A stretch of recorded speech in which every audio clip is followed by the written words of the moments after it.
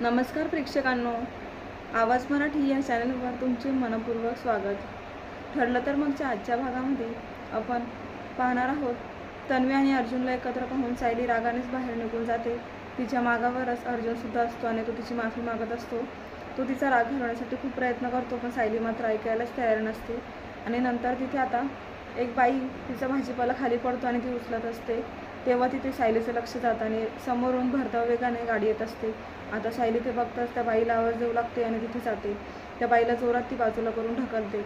आता ती बाई दुसरी कोण नसून प्रतिमा असते। प्रतिमा सायलीला बघते आणि त्यानंतर तिथे गर्दी जमा होते। त्या गर्दीमध्ये सायलीला बघायचं असतं की नक्की ही बाई कोण आहे। तेव्हा सायली वाकून तिथे बघत असते, तर ती प्रतिमा असते। पण सायली म्हणत असते की ही बाई, हा चेहरा मला ओळखीचा वाटतोय। पण मग तिथे त्या लोकांनी एक रिक्षाला हात करून त्या रिक्षामध्ये प्रतिमाला बसून ती रिक्षा निघूनही जाते।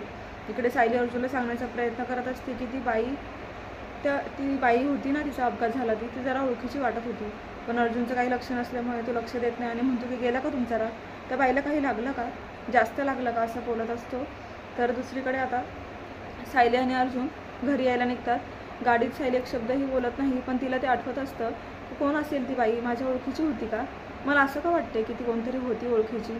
सायली पूर्ण गाडीमध्ये प्रतिमाचाच विषय मनामध्ये विचार करत असते। तेव्हा ते घरी पोहोचल्यावर इकडे आता अर्जुन तिला म्हणत असतो की सगळे झोपलेत वाटतं, चल रूममध्ये। तेव्हा ते जात असतात, पण सायली मात्र प्रतिमाच्या फोटोला एकदम निरखून बघत असते आणि नंतर ती तो फोटो हातामध्ये घेते, तिची ओढणी काढते आणि जसं प्रतिमाने तिचा अर्धा चेहरा झाकलेला असतो तशी ठेवून ती अर्जुनला सांगण्याचा प्रयत्न करत असते की तिथे ज्या बाईचा ॲक्सिडेंट झाला होता ना, ती बाई प्रतिमा आत्या होते असं मला का वाटतंय। म्हणजे प्रतिमा आत्या जिवंत आहे, ते परत आले आणि ते अलिबागमध्ये आहे।